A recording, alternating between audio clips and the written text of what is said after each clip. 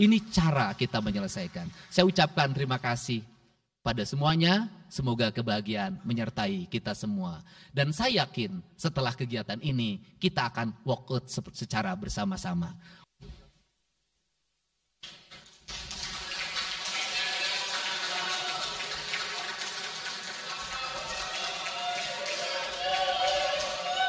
Gubernur Jawa Barat Deddy Mulyadi menghadiri rapat paripurna DPRD Provinsi Jawa Barat yang diselenggarakan pada Kamis 22 Mei 2025. Kehadiran Gubernur Deddy Mulyadi ini termasuk menyusul aksi walkout yang dilakukan fraksi PDI Perjuangan (PDIP) saat rapat paripurna sebelumnya, serta untuk memberikan penjelasan terkait dirinya yang disebut fraksi PDIP telah merendahkan DPRD. Dalam pidatonya, Gubernur Deddy Mulyadi mengapresiasi dinamika politik dan otokritik yang disampaikan DPRD, baik secara langsung maupun melalui media, yang menurutnya menunjukkan kepedulian terhadap kemajuan Jawa Barat. Ia secara khusus berterima kasih kepada Kejaksaan Tinggi Jawa Barat atas tindakan tegas dalam penanganan kasus korupsi, termasuk yang melibatkan PT Sritek dan mantan pejabat BJB, serta langkah Pemprov Jabar melakukan koreksi total di BJB. KDM dalam pidatonya juga menyoroti beberapa agenda penting, termasuk pengesahan 2 rancangan peraturan daerah krusial, yakni tentang investasi dan laporan keterangan pertanggungjawaban LKPJ Gubernur. Assalamualaikum warahmatullahi wabarakatuh. Sampurasun. Yang saya hormati Ketua DPRD Provinsi Jawa Barat yang mulia Bapak Buki Wibawa, para wakil ketua Bapak Iwan Suryawan, ini tokoh politisi yang begitu kalem saat ada interupsi, Bapak MK Iswara, ini politisi yang tampan selamanya tapi tidak pernah nakal, dan tokoh spektakuler kita yang sangat populer di antara politisi DPRD Provinsi Jawa Barat, Bapak Ono Surono. Saya sudah tahu Pak Ono kontrak-kontrak medianya sudah banyak nanti ke depan. Kemudian juga Bapak ini sebentar lagi akan berangkat haji, Bapak Kiai Haji Acep Jamaluddin. Terima kasih. Seluruh anggota DPRD Provinsi Jawa Barat, para ketua fraksi, para ketua komisi, dan saya mengucapkan terima kasih atas berbagai otokritik yang dilakukan, baik secara langsung maupun lewat media, baik media massa maupun media elektronik. Dan itu menunjukkan bahwa di Provinsi Jawa Barat ada terjadi dinamika politik yang luar biasa. Semua orang memiliki concern pada hal yang menjadi tujuan kita, mewujudkan Jawa Barat istimewa dengan berbagai cara. Tugas DPR adalah bicara, itulah tugas DPR. Jadi kalau tidak bicara, mungkin DPRD dianggap tidak ada. Saya ucapkan terima kasih atas otokritiknya.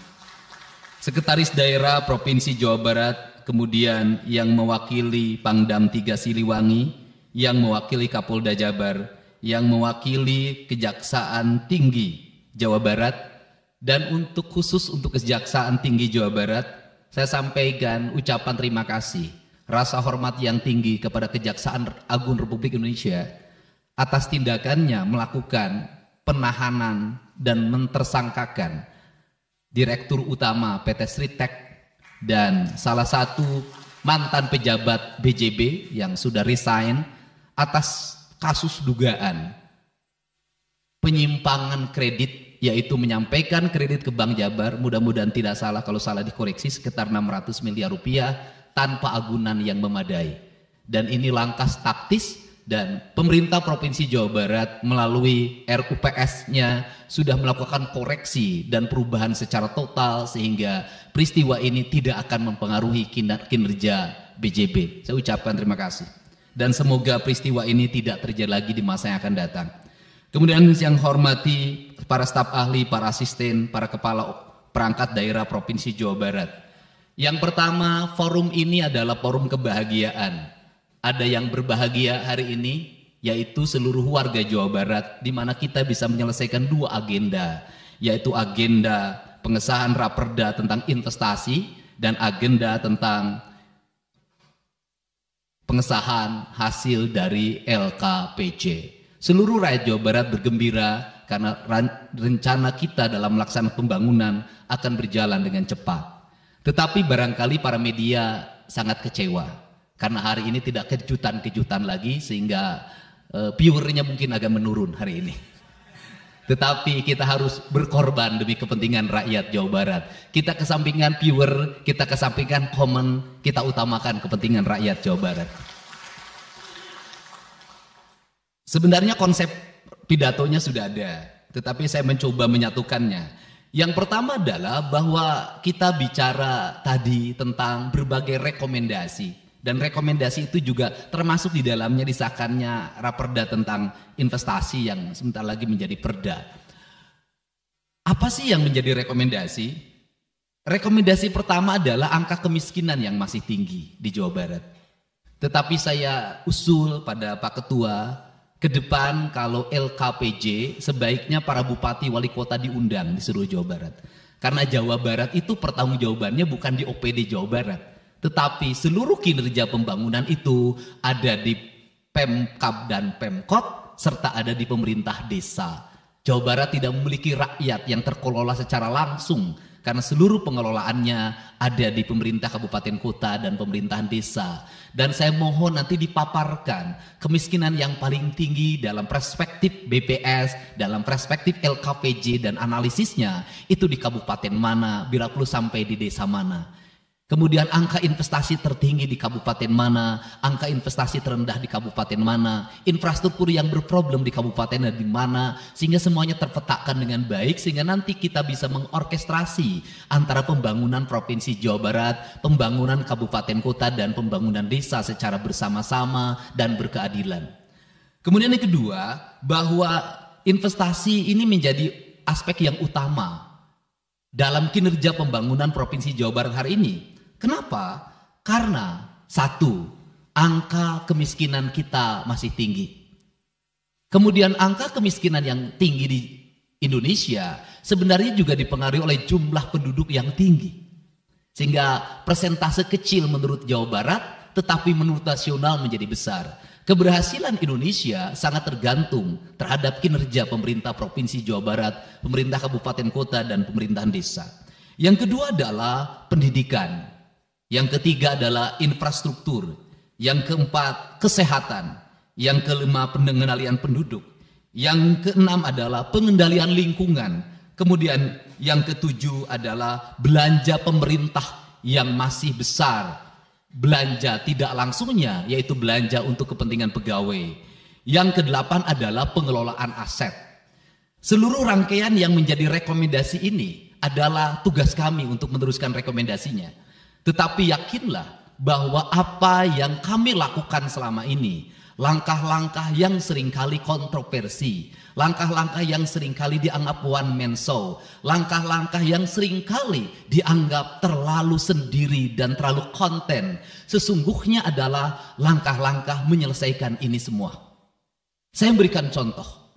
Kalau saya melakukan operasi terhadap penutupan galian C, penutupan areal-areal pelanggaran terhadap lingkungan, kalau saya mengkoordinasikan terlebih dahulu dengan jajaran saya, bisa jadi operasi saya gagal. Kenapa? Karena begitu rapat, besoknya penambangnya sudah tahu apa yang akan kami lakukan. Sehingga kejutan-kejutan itu dilakukan untuk memberikan efek kejut. Dari efek kejut itu melahirkan viral. Dari viral itu melahirkan atensi yang pada akhirnya hari ini Jawa Barat seluruh penambangan liar bisa diselesaikan secara hukum dan Kapolda memberi atensi yang sangat tinggi. Hari ini Jaksa Agung memberikan perintah kepada Kejaksaan Tinggi untuk melakukan proses pidana bagi siapapun yang melakukan pelanggaran lingkungan dan memberikan kerugian bagi kepentingan masyarakat. Yang kedua, saya sampaikan juga mengenai bagaimana melakukan penanganan terhadap berbagai problem lingkungan yang terjadi. Nilai tukar petani yang menurun, kemudian musibah bencana alam yang tidak berhenti. Perlu kami sampaikan bahwa Gubernur Jawa Barat sudah mengeluarkan peraturan gubernur yang melarang alih fungsi lahan, yaitu larangan alih fungsi hutan, larangan alih fungsi areal perkebunan, larangan alih fungsi sumber-sumber pengairan, larangan air fungsi dari aliran sungai, dan larangan alih fungsi pesawahan. Yang itu harus segera ditindaklanjuti oleh kabupaten kota dengan melakukan evaluasi tata ruang secara menyeluruh. Karena inilah jalan yang terbaik apabila kita ingin melakukan perubahan lingkungan di Jawa Barat. Kemudian, masih bicara kemiskinan hubungannya dengan pendidikan. Saya sampaikan bahwa problem kita saat ini, saat pemerintah menggratiskan sekolah sampai SMA, swasta masih bayar. Maka gratis itu tidak punya makna. Saya tadi di jalan itu bertemu dengan orangnya menangis di depan saya karena seragamnya tidak bisa terbayar. Saya katakan harga seragam berapa? 1,5 juta. Saya balik, jajan anak ibu berapa? Sehari 20.000. Apa sih yang terjadi? Yang harus diperbaiki bukan hanya pemerintah, tetapi juga masyarakat harus diperbaiki. Apa yang harus diperbaiki? Ke sekolahnya harus selalu gratis, tapi biaya konsumsi anaknya selalu diikuti. Apa artinya gratis? Kalau bekal ke sekolah 50.000 per hari. Negara mengeluarkan biaya, tapi orang tua mengeluarkan biaya. Maka kami sudah mengeluarkan surat edaran. Yang surat edaran itu sesungguhnya sebagai upaya sistematik dan menyeluruh sampai tingkat pendidikan dasar, walaupun itu bukan kewenangan gubernur. Tetapi dari sisi surat edaran gubernur bisa dijadikan landasan bagi para bupati dan wali kota membuat surat edaran yang sama.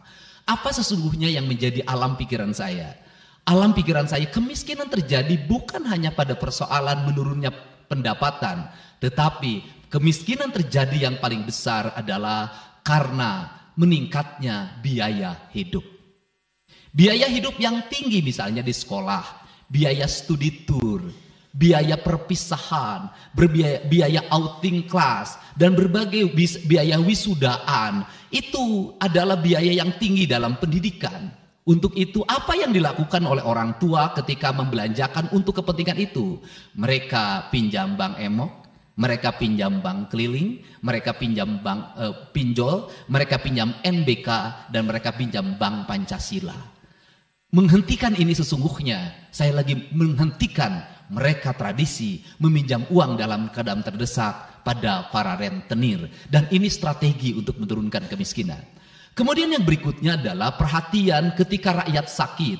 Maka pemerintah harus cepat hadir menangani. Kenapa? Karena orang bisa jatuh miskin ke dalam jurang yang lebih dalam. Manakala dia sakit tidak ada yang mengobati, BPJS-nya tidak mampu mengcover, biaya untuk ngontrak selama dirawat di Hasan Sadikin tidak punya, biaya untuk makan untuk keseharian tidak ada, sedangkan tulang punggungnya berhenti karena sakit. Ini juga menyebabkan kemiskinan. Kemudian yang berikutnya, kemiskinan terjadi karena rusaknya sumber daya alam, air yang hilang, sumber penghidupan yang hilang, sumber energi yang hilang, sumber protein yang hilang, sumber kalori yang hilang di lingkungan berupa kerusakan lingkungan, itu akan melahirkan kemiskinan. Maka alam yang tertata sesungguhnya adalah bagian dari upaya untuk menjaga kemiskinan. Kemudian yang berikutnya adalah belanja infrastruktur yang harus meningkat, dan itu dibelanja sekarang kita sudah melihat. Itu adalah bagian dari menyelesaikan problem kemiskinan. Konektivitas infrastruktur sangat penting dalam menumbuhkan ekonomi. Tetapi di balik itu kebudayaan rakyat tidak boleh diberubah. Kenapa? Infrastruktur baik bisa jadi tanahnya dijual karena mahal, pada akhirnya menjadi miskin kembali. Infrastruktur harus seiring dan sejalan dengan kerangka berpikir publik yang mengerti akan hak atas tanah. Kemudian yang berikutnya adalah pengendalian penduduk. Booming penduduk di Jawa Barat relatif besar. Untuk itu harus dibuat berbagai upaya untuk menyelesaikan problem kependudukan.